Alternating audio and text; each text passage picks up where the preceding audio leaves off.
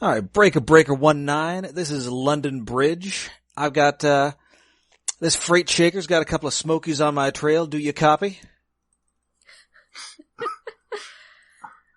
I'm bearing down on your rigid grill structure.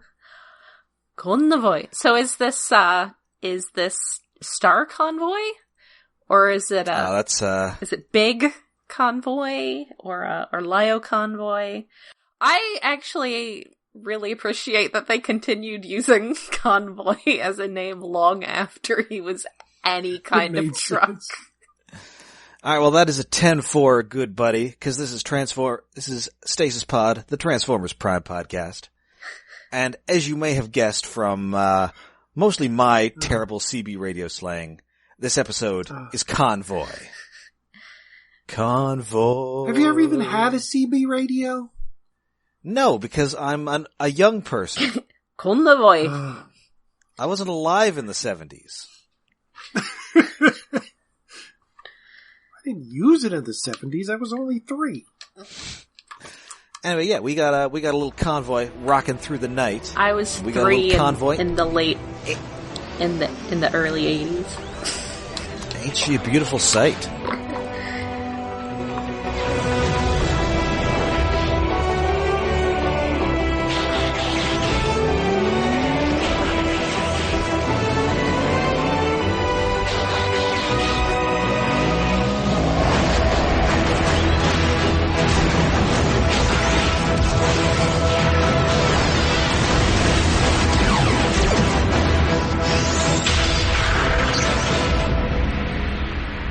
So this is the 9th episode of Transformers Prime. First aired March 4th, 2011.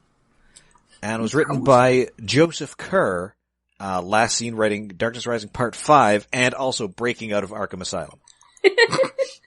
Well, yes. So, we open with the Autobot base once more. I appreciate the episode title this time, that it is accurate, and also that it is a G1 reference. Yes. Whether intentionally or not. Though it does open with Fowler going, Prime! So I'm like, yes, that's his name. And once more, he's been shot down. That guy gets shot down more than John McCain. Yeah, I have questions. John Mc... Wow, that's a weird reference. I have questions about how his plane crashed, because it looks like it's fully intact, has dug up a big line in the ground, and the wings haven't broke off. Like, okay, I understand they just didn't want to, like, do shit to the model, but it just looks so weird that the plane looks fully intact, has crashed into the ground, and Fowler is fine and just yelling at Prime over his TV phone thingy. He's very good at landing a plane. I would say maybe they just hit it with an EMP or something, but, I mean, yeah, I guess if they hit it with an EMP, There's a run in the ground. He was low enough altitude that it wouldn't destroy it in landing it, and so he crash-landed it. Yeah, and we see that that his enemies do have that kind of technology. Yeah. Yeah, I guess. It's still weird. I mean, as we will learn, their MO prefers capturing things intact. So they are probably good at, taking down planes without destroying them and that sort of thing. But we are burying the lead of the first minute of this episode and the introduction of the dynamic nuclear generation system, the D.I.N.G.U.S. The D.I.N.G.U.S. Which was, they did a whole commercial on the hub around the D.I.N.G.U.S. It was just different characters saying D.I.N.G.U.S. I mean, it's very fun to say D.I.N.G.U.S. It is. I'm going to say it a lot during this episode. Yes. Anyway, it turns out this thing is like it's basically a nuclear bomb. Well, it's... Pretty much, yeah. It's hard to tell exactly. It's something nuclear. It can explode, but it says it could go into meltdown, so maybe it's just a reactor. Yeah, I think it's like a generation system, but it seems that they're going to use it as a bomb. But it seems like you would not transport a nuclear reactor with fuel inside it and active enough to melt down. What is I guess you would, though. I guess they would. Apparently, when it's a D.I.N.G.U.S. Someone was a dingus who designed it. Oh, it only works. Well, we closed it off and all the fuel rods are already inside it. And we can't take them out because they'd explode. So we have to leave them inside it or they'll explode. And if we transport it, it might accidentally explode. Who designed this? God, a dingus! Why did we even build this? Anyway, so he's like, hey, get on that ground bridge and get me out of here. And Prime's all, no, it's like a nuclear device. Your, like, entire continent could be boned if we Which is a neat transport idea. Like, that feels like an idea that is something that should happen later in the series. But probably won't. I mean, you don't want to reduce the Earth to a nuclear wasteland. Well, no, not the Earth, but what is this, the Hitchhiker's Guide? Like, use it as a weapon to hit the moon or something. Why? This is one of the few series. Oh man, do the Decepticons ever set up base on the moon? They don't, do they? I think they end up on one of the moons. Some of them are on the moon. Actually, I do think there's moon stuff. Yes, about a character who hasn't shown up yet. I think. Yes, I think that's how that ends up. Yeah. So yeah, they're gonna have to hit the road.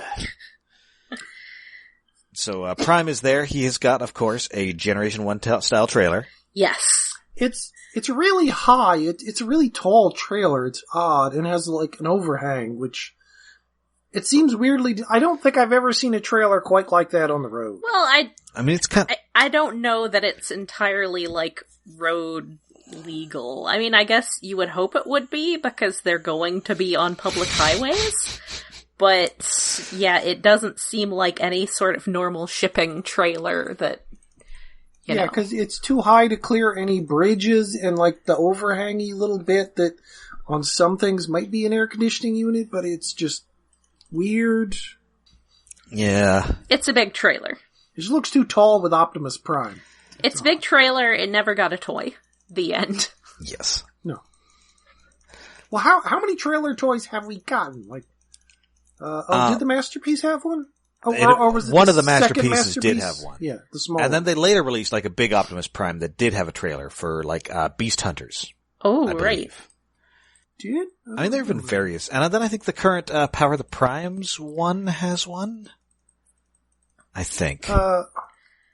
The guy who's Orion Pax and also Optimus Prime. I'm pretty sure he has one. I mean, yeah, he's yes, well, that's gotta have one, because And then there was that Power Master Prime that they released a couple of years ago, and that also had one. Yes. Though that was, that one was an integral part of the toy versus, being a random accessory that disappears when convenient. Yes. Into subspace. I guess the Autobot symbol on it does suggest that this was actually something of Optimus's that was just parked in the base versus being something that the military gave him.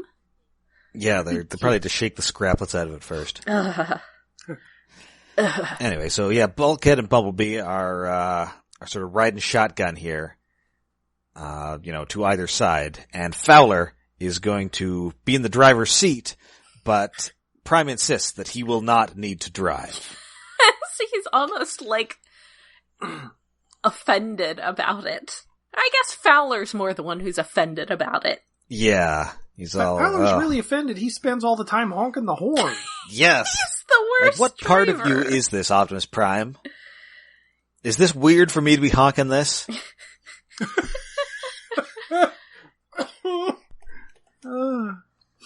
Well, wait, where does the horn spots end up in his robot mode? Are they his nipples? I think like behind his chest. So it might be it might be his nipple. Oh. Yeah. Well, now I just want to hear Peter Cullen. Lieutenant Fowler, you must refrain from honking my nipple.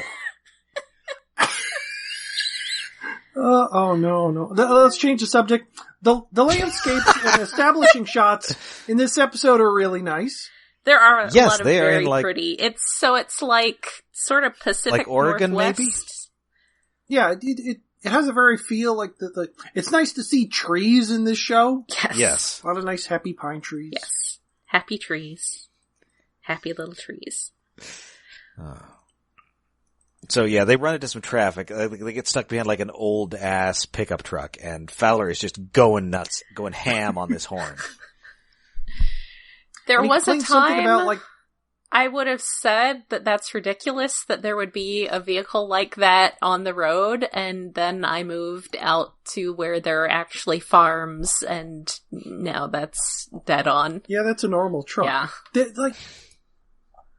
Fowler says something complaining to Prime is like he's a by-the-book driver. Yes. It's like, God. Did you read? Prime is one of those guys who goes exactly the speed limit. Yes. Oh, yeah. I hate those people. Well, more I hate those people that go like 2 miles under the speed limit. Because nobody else is doing that. If we ignore the traffic laws, Agent Fowler, we are no better than the Decepticons. So accurate. Anyway, and they're also talking about, hey, things were pretty fine on Earth before the Decepticons got here. And Prime's like, I'm not from Earth or anything, but I'm pretty sure that evil was like a thing here. Yes. Because Fowler believes that it was the Decepticons who attacked him. Yeah. Also, that does, it's nice to see an Optimus Prime who is not taking personal responsibility for everything bad that has ever happened to Earth. 'Cause, he does that sometimes. Yes. Listen, Fowler, Hitler, that's not on me. I mean, maybe in the movie continuity. No, I know. They're fighting against them. We don't know what there could have been Decepticons. Well, a killer pocket watch was. Yeah. Anyway, so Fowler's about to turn on, I guess, some country music. Thinks that Prime seems like a Nashville sound kind of guy.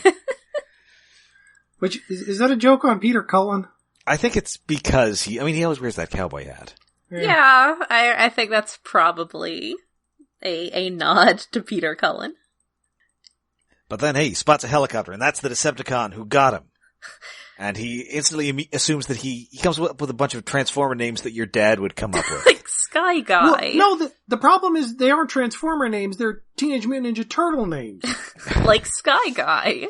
Wingnut, Dingbat, and Sky Guy. Okay, Sky Guy is, I have no idea what that is, but Wingnut actually is Bat in Teenage Mutant Ninja Turtles. Yes. I don't think Dingbat's a guy. I think that's more of an Archie Bunker thing. Yeah, maybe. Although Sky Guy does sound like a ninja, because isn't there like a Mur guy? There's a something guy. Ray Fillet. Ray Fillet is a stingray. Okay, man, that's what I'm thinking of. Although, I think in the comics he was Man Ray. Yeah, he had a better name in the comics. That was like one of my first comics, no lie, was the Ninja Turtles Adventures with where that guy showed up. I remember it being poignant, and I remember no other details. Except he also then didn't have the same name as the toy. The end. So there's this helicopter. There are also a bunch of green sports cars that are apparently with them. So it's like a whole team of Decepticons. But Ratchet, he scans it, and they're not showing up on the sensors, because it's just dudes. They say something about using some kind of cloaking technology. I'm like, yes, a exciting new cloaking technology called not being Decepticons. Yes, because it's just like guys in like masks. Well, yeah, they gotta wear masks. They're members of Cobra. Yes. Yeah, we're gonna get to that in just a sec. So, yeah, Prime is all non-lethal force only, so there is some fighting here where everybody's staying in vehicle mode. There's some pretty cool vehicular action in this, and I appreciate that. Yeah. Yeah, somebody had just seen a Fast and the Furious movie. Yes.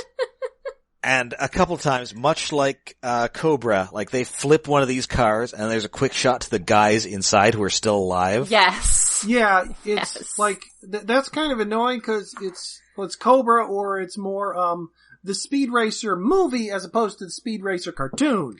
You just think it's annoying because you want dudes to get murdered. No, wait, that's me.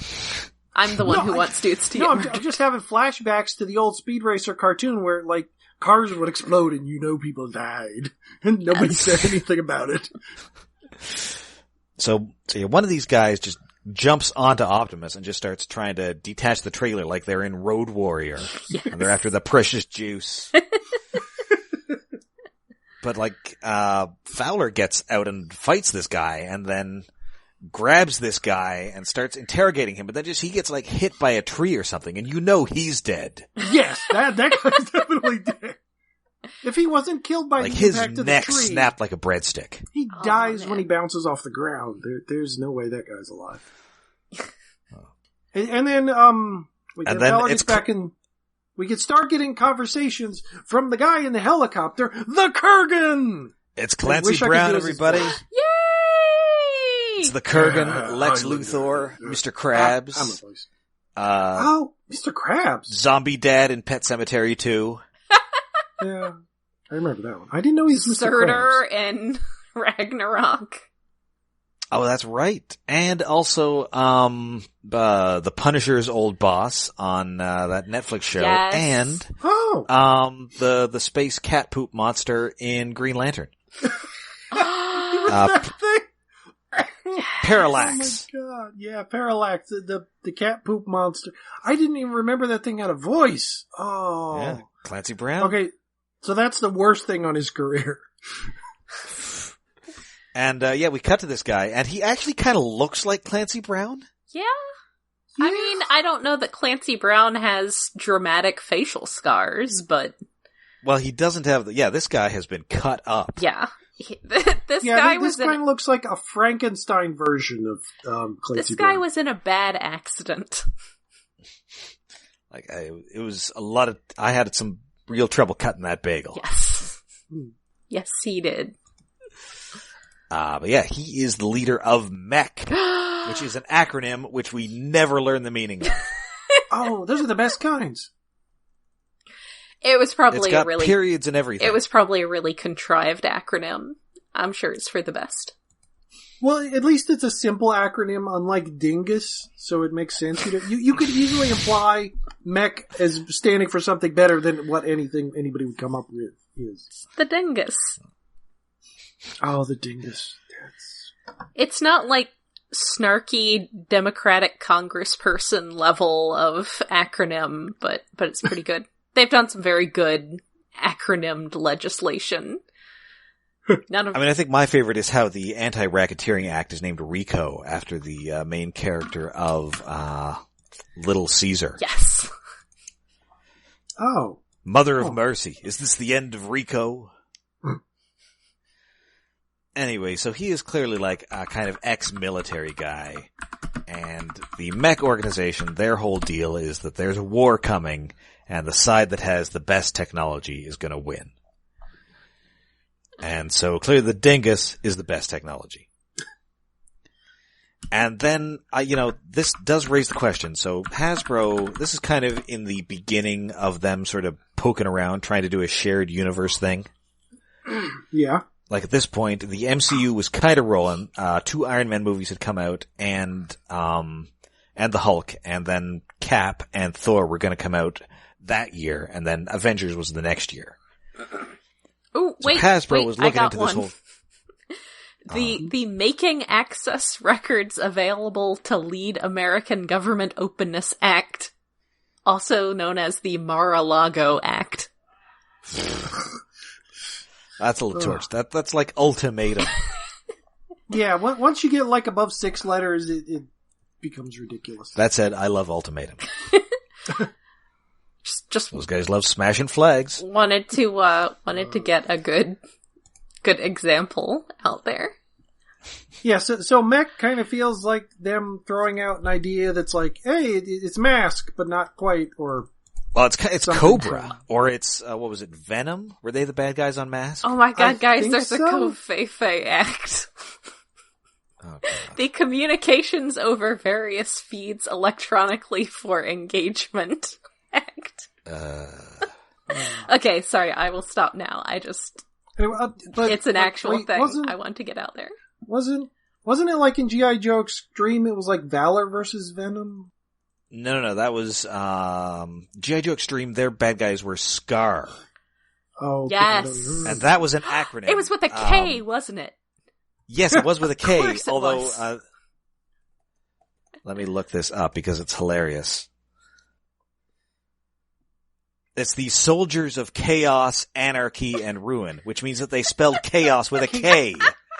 So that they can spell Scar with a K. Why? So they're evil. It's the dumbest thing ever. It's so they're evil. That might be the dumbest cartoon acronym.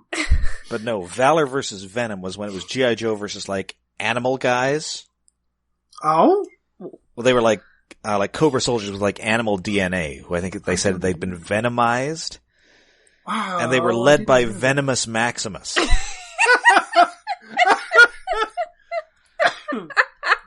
Who I want to say was like a mutated Duke. Really? That's a thing. Is that the Duke or Hawk? Oh, G.I. Joe. Poor G.I. Joe. Oh yes, it was General Hawk. Yeah, he was combined with kind of like Serpentor, but instead of putting together a bunch of like old dictators, they just put together a bunch of animals.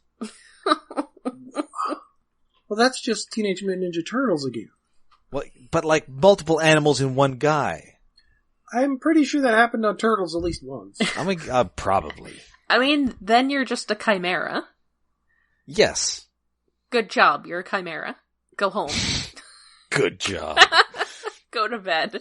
Now anyway, if you use chimera as an acronym, that would be good. Ooh. Anyway. So yeah, he lays out this whole thing, and yeah, I'm, surprised I'm the bad guy, I'm Clancy Brown. He's not always the bad guy, just 9 times out of 10. Usually the bad guy. So yeah, one of the cars is right behind Optimus. They blow the door open, but then RC just jumps out in motorcycle mode. The car flips over and it just explodes. Those guys are dead. Guys, I found the best one. Oh. I found the best one.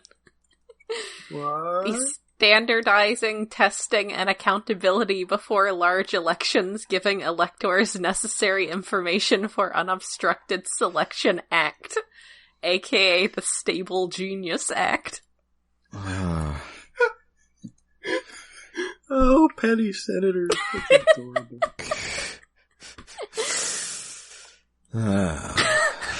It's nice that they got you done, but... So yeah, anyway, it's weird that they showed that, like, the guy surviving earlier. Well, these guys, RC just murdered these guys. Oh, yeah. I mean, we've established that RC is murderous, but I guess this is one of the first times it's been humans. Yes. First confirmed, especially after Optimus Prime earlier said to use minimum force. Yeah, I mean, she was inside. She didn't hear him. At least that's what she said. Yeah, oh wait, I'm sorry, we're not supposed to murder these guys? I just said maximum force. Whoops. Because she's definitely the member of the team who's most likely to murder a human. Yeah. Let's be honest. Yeah. Yeah. And yet also the most likely to be, inappropriate with a human. She's a real study in contrast, that I mean, murder is also inappropriate. Well, I suppose that's true. She's ruled by emotions, which is... okay, she's the girl, but she's also the violent girl. Oh, what is it with violent warrior women? Oh, well, it is an interesting trope that does crop up, and it's fun. Anyway, where were we in the episode? We can talk about my dating life later. Cold shower. Think about baseball. Anyway, so Optimus is all, hey, Fowler, take this guy seriously, because this guy kind of just sounds like Megatron. Oh, Clancy Brown would be a good Megatron. Clancy Brown would be a great Also, Megatron. he says that because Fowler's just been, taunting Silas over the radio. And it's just like, Agent Fowler, don't be an asshole. Anyway, because there wasn't enough going on in this episode already, Starscream has, or Soundwave has overheard all this, and Starscream just sends a bunch of Viacons to just mess everything up. Just the Viacons. He can't be bothered to come on his own, or send Soundwave, or... I guess at this point there aren't any other named Decepticons, really. No, there are not. There's Makeshift, but he's dead. Yeah. And there's Skyquake, and he's also dead. Yeah. And Megatron's You're going to need to get some new guys next episode. Yeah. Finally. They were we should probably have some more named Decepticons. Yes.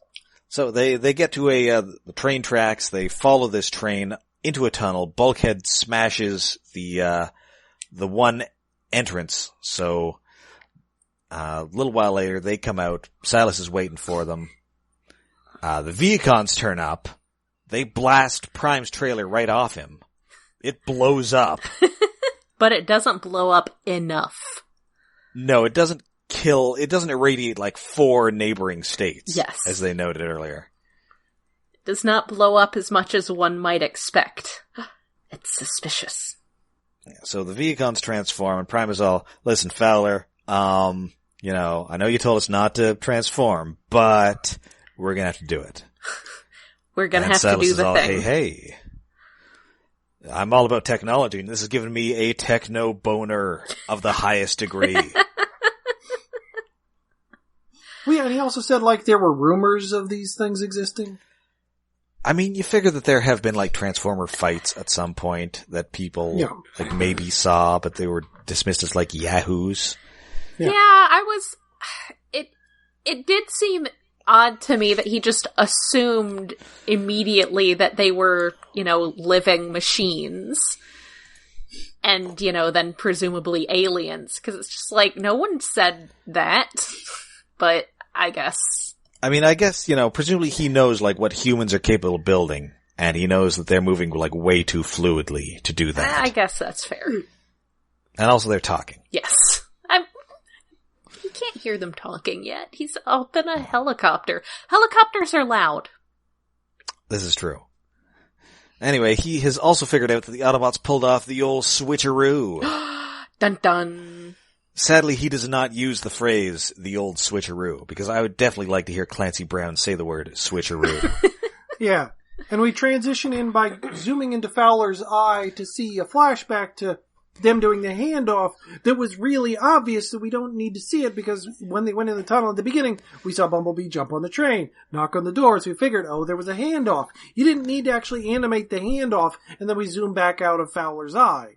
I had forgotten that was planned, and I thought maybe he was just like knocking there to make sure there weren't any hobos in there. It seems so obvious. Maybe that's only polite. Anyway, and I also like that Bumblebee gives that little wave to the soldier in the train. He's so cute. Okay, that was kind of cute. But he's so good. That they actually had to go back and show us what you could easily infer when they could have just said it. And it's like, oh, right, when Bumblebee jumps on the train. I remember 3 minutes ago. Anyway, so, Fowler tells Prime this, and unfortunately this distracts him for a sec, and a Vehicon just straight up hits him with a tree. Though for a big chunk of that, while they're discussing all of this, we need to break cover and all that, the Vehicons are just standing there for an unreasonably long time. Yeah, so you guys gonna hit us, or what's going on? They're just posing. And also, at this point, Prime is, transformed, and he's taken Fowler out, and Fowler, I think, puked on him. Poor guy. I almost puked for the second time in the episode. Yes. For a guy who does a lot of flying, he gets car sick quite often. Well, he's all about flying. That's why he flies everywhere. He doesn't get airsick. He gets car sick. Maybe that's why he wanted to drive so badly, because maybe he doesn't if he's driving. That's right. Well, yeah, okay, I can kind of understand that, because if I'm not driving, sometimes I get car sick. Yet I don't get sick on a boat. I've never been car sick. I've never been car sick. I used to read in the car regularly. Yeah. I've only ever thrown up in a car once, but I do get oopy depending upon where you drive. A lot too many bumps, and I'm not in control, and it just does not go well. So it's you and Miko then. I mean, I remember she puked in Bulkhead a couple episodes ago. I mean, there was the time I had the flu and had to have the driver pull over so I could barf on the shoulder, but that's different. That doesn't count. So yeah, Prime just, much like George of the Jungle, he does not watch out for that tree, and he just falls off this friggin' cliff. Or Optimus. So that's another running, the series of twos, with the barf and getting hit by a tree. So, it's Ratchet and the kids back at the base, and, we gotta do, we're the only ones who are around to do something. So Miko says, so why don't you ground bridge us onto the train, and we, 2 children, unarmed, will fight these trained mercenaries. None of this is a good idea, oh my god. Well, it's a MECO plan, so of course it's not good, but... And Ratchet is all, holy shit, that's a terrible idea. Yes! And yet they do that! Well, yeah, because his objection is not, oh, you'll be, like, murdered by these grown adults with guns, but, no, like, it's a moving thing and I gotta ground bridge you. Have you kids seen The Fly? Or read that one issue of the Marvel Transformers comic? It'll just be the two of you with a help me sign. Yes. Or it'll be like Megan Ward and that other guy in the movie Freaked. I haven't seen that one. Nobody else has seen the movie Freaked. It's a good movie. I think I've seen it, but I don't... Is that the one with Bill and Ted? No, well, yes, in which one of them is just regular self and the other one is a dog boy. Yeah, I think I've seen parts of it. I don't remember people getting stuck together. I was thinking more like, what was it, the Manhattan Project? People get stuck in a boat. Oh no, that's, not the Manhattan Project. The Philadelphia Experiment. Oh, similar title. It's easy to confuse. Well, I mean, the Manhattan Project is an actual thing. I mean, I guess the Philadelphia Experiment was technically an actual thing, but not an actual thing to, like, teleported a battleship. No. Sorry, Jesse Ventura. But teleporting a battleship. I just wanted to teleport a battleship. Yeah, anyway, so yeah, the whole, so his objection is just the teleportation thing, not the whole, once you get there, you'll die instantly thing. But no, they can, they get, with Raph, he does some computer stuff so they can track the train, so they get ported over there, the mech helicopter lands on it, Raph knocks it off by switching it to another line, and then somehow they hack it so that Raph's computer explodes? I don't think that's how hacking works. Yeah, I think you can. MECH is very good. Send through a program that will make the hardware overwork itself and maybe not do exactly like that. But also, Raph is just dangerous. I mean, he's constantly, he's a real Matthew Broderick. He's, this kid's gonna start World War III. Yeah, he's like he should not be, this is not cute little kid genius hacking. This is dangerous, scary hacking. He is definitely going to play a game of global thermonuclear war. Keep this kid away from Whopper. Yeah, wow. Speaking of speaking of high-tech things with hilarious acronyms, Whopper.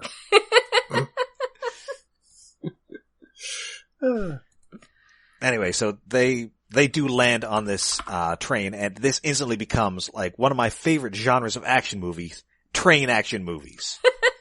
Well, there's not whole really genre, much action. train. It's the action is pretty much cutting a hole in the roof, MECO grabbing an axe, and things just kind of diffuse themselves. I think I've only really watched one train action movie, which was Atomic Train. Oh, yeah. Which I watched because I just saw the credits and Blue Man Kuma was in it. And I was like, I'm gonna watch this thing with Blue Man Kuma in it. The end. I mean, if you want train movies with guys from Transformers in them, may I recommend Runaway Train, starring Transformers John Voight, and Unstoppable, starring Transformers Kevin Dunn. And none of those are as good as Blue Man Kuma. I have a certain fondness for Ron Witwicky. But of course, the most ridiculous train action movie of all is Under Siege 2: Dark Territory. And although that name sounds ridiculous, Dark Territory is actually like a train thing. Oh, okay. It's any tracks that are not controlled by central signals. Oh. Sorry. But it is also a kick-ass name for an action movie. I would have had to ask my 5-year-old nephew about that. I don't think they go into I don't think there's any dark territory on the island of Sodor. No, he's actually into actual real life trains. Okay. Although I would absolutely watch a movie in which, Eric Bogosian hijacks Thomas the Tank Engine. No, believe me, he can tell you a lot more about diesel engines than you would expect a small child to be able to. I mean, one of the great things about that movie is that, the movie is called Dark Territory, and they say Dark Territory so many times in that movie. Yes. And every time the actor saying it thinks that it's the one time in the movie they say the titular line. So everybody's always dramatically saying Dark Territory. Yes. It's much like Ratchet saying Dark Energon. Dark Energon. So anyway, Jack grabs a fire extinguisher, Miko grabs an axe, and this is not good. People need to keep Miko away from axes. It's just, oh god, it's not good.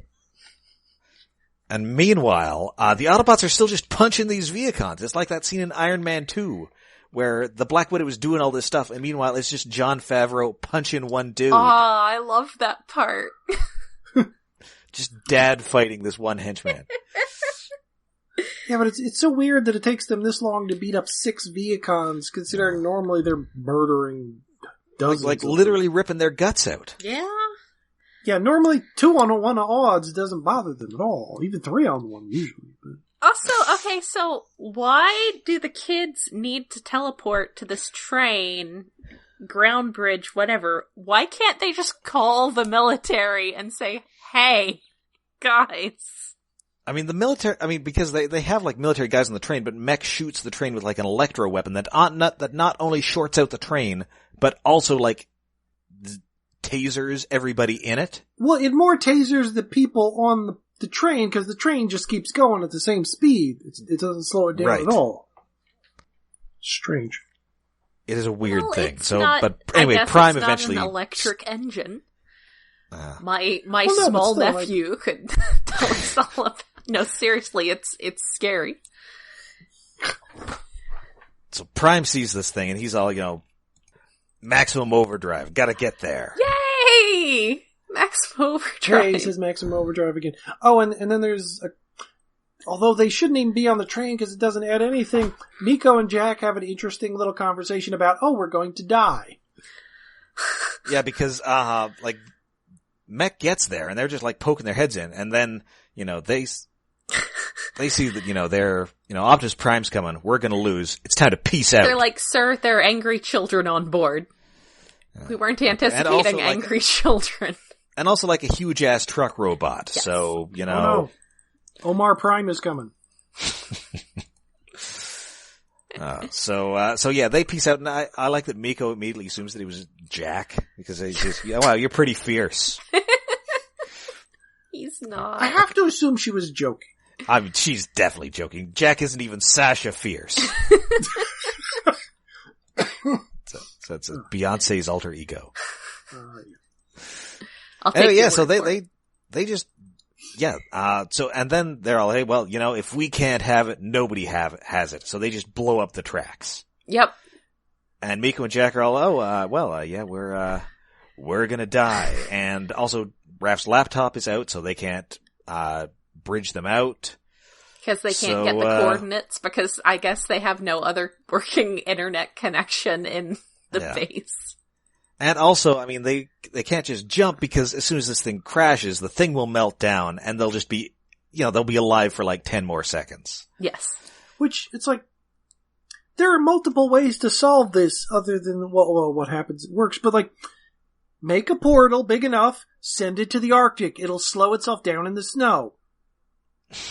Or it'll immediately freeze like scraplets. And then you can blow up the scraplets, and then... Unless maybe cold also makes this melt down. I think everything makes this thing melt down. Yeah, you can't look at it funny. It wasn't very well designed. They really screwed the pooch when they built this thing. Yeah, it's kind of ridiculous. Anyway, Jack's like, heartfelt's like, at least we'll die together. And Miko's like, wait, what? Steals his phone and is about to call back to Bulkhead to tell him to make sure he gets her guitar. So she cares more about Bulkhead and her guitar than she does about Jack.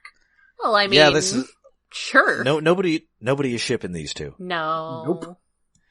Nope. She has a pretty good line here about how she blames Jack for this because he should have done a better job of talking her out of it. I mean, he really does need to work on that. I mean, if she has a plan of any sort, talk her out of it. Yes, it's probably terrible. She is not a well person. No. Anyway, so Prime just straight up Supermans this train. Yay! He just grabs it, gets his feet planted, and slows it right down until it stops right before the twisted piece of track. That's right. Yay, good job. So Silas, he scans Optimus Prime and he's all, next time, Gadget, next time. Yeah, he wants a piece of that. Why are they still hovering over where there was about to be a nuclear explosion that would destroy 4 states? Also, presumably cause an EMP, which would knock the helicopter out of the sky, so they might crash and explode before they were irradiated. Yeah, you would want to be, like, further away over possibly a body of water. Unless maybe that thing's radiation-proof. They have a lot of technology. It's true. You'd think it might be lead-lined or something. But anyway, and this is totally a foreshadowing for their next appearance. Yes. Yeah. Which is pretty cool. I like that MECH becomes like a recurring antagonist here. I like that there are human antagonists that are not just like, oh, the government doesn't understand us or whatever. Or comical supervillains. Yes. I mean, the comical supervillains had their positive qualities. I did like them. Yeah. They certainly wouldn't be appropriate in this context. What is appropriate in this context is Cobra. Yeah. And so Prime's, calls back to Ratchet, says, we're all fine here, but how are you? There's a new evil force on this planet. I mean, they're humans or Decepticons in human skins. They can't be that new. They seem to have been operating.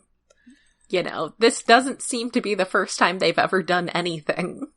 Although Fowler has not heard of them. Oh, okay, that's fair. And he's like pretty in the know. So yeah, I really enjoyed this episode. It's got a lot of really good action. I like MECH as a concept. The Decepticons kind of didn't need to be here, but whatever. Yeah, it's a little bit messy because of the Decepticons. And it's got Mego just being a lunatic, which I always enjoy. Yeah, and that's entertaining, but that they actually go through with the stupid plan and they amount to nothing on the train. It needs a rewrite. I like MECH. I mean, they might have kept MECH at bay for long enough that they didn't, if they had just been able to drop in there, they might have got away with the dingus. Maybe. Especially since them being there made Prime speed to the scene. He might still be punching Viacons to this day.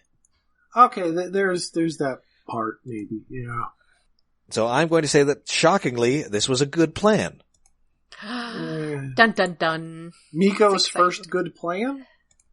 I mean, it only kind of became a good plan due to circumstances outside of her control. Yeah. She stumbled into it being a good plan. I accidentally came up with a good plan, I'm sorry. I'll try harder next time. Hey, sometimes crazy works. I do find her weirdly charming. Yeah, she's the most likable of the kids, even though she's the most unstable. Yes, unstable is fair. She didn't leave Japan willingly. They're not letting her back in. Yeah, that's kind of the impression. She's not allowed back for legal reasons.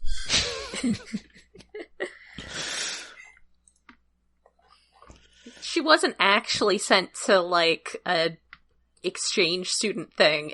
She was actually just sent to boot camp. It's like how they used to send criminals to Australia. Yes. They just sent her to Nevada. She just has to live there now. Good luck. Good luck with the wallabies. Oh. Koalas with chlamydia. Yes, I watched last week tonight. So yeah, that is Convoy. They had a great big convoy. Rocking through the night. Don't get me started again. They had a great big dingus. Ain't it a beautiful sight? Dingus. It is a sizable dingus. So, but was it a big convoy? Why would you name a mammoth convoy? It makes more sense than a lion. Neither of them makes sense. Well, mammoths travel in packs. You have a convoy of mammoths. That's not a thing. It makes more sense than a convoy of lions. Look, they're Japanese. They like English. They don't understand English. They understand it just enough to be dangerous, kind of like understanding Japanese when you're American. Yes. Vaguely through anime. So like until next time you... I just want to remind people that breast force. So until next time, you can find us all over the internet. We're on Twitter, we're on Tumblr, and we're on Facebook. And we are hosted on iaconunderground.net, where we have a Patreon set up to help us with hosting costs and other expenses. That is at patreon.com/iaconunderground. And this month you can listen to us crying about Infinity War. For the slim price of $1. And that also gives you access to all of our past Patreon-exclusive episodes. Some of which do not involve bawling. Listen, if I'm on the episode, they all involve bawling, because I bawl. No, not that bawling. We haven't got far enough in Kimono Friends yet. Wait, what kind of bawling is on that? Who do they kill? Who do they bawl? Well, there's a ball game. Anyway, speaking of balls, that is kind of what the next episode is all about. What? That's right. Next week it's Deus Ex Machina, when the Decepticon cast gets way gayer. Wait, Deus Ex Machina? Isn't it Machina? No, you're thinking of the guys who make that bad Power of the Primes cartoon. Oh, Machinima. Confusing things. So yeah, the Decepticon cast is going to get a whole lot gayer, and we find out that Jack Darby plays a good game, boy. Not just gayer, more fabulous. Why am I making Phantasm references? Tune in next week and find out. Until then, I'm Rob. I'm Jen. And I'm David.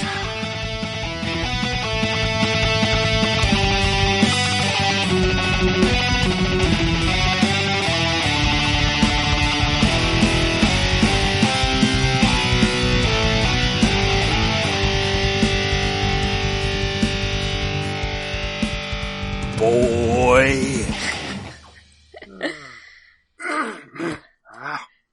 I've been playing with my hiking stuff. I'm gonna go hiking this week, guys. I'm gonna do it. So, if you don't hear from me, I got lost in the woods.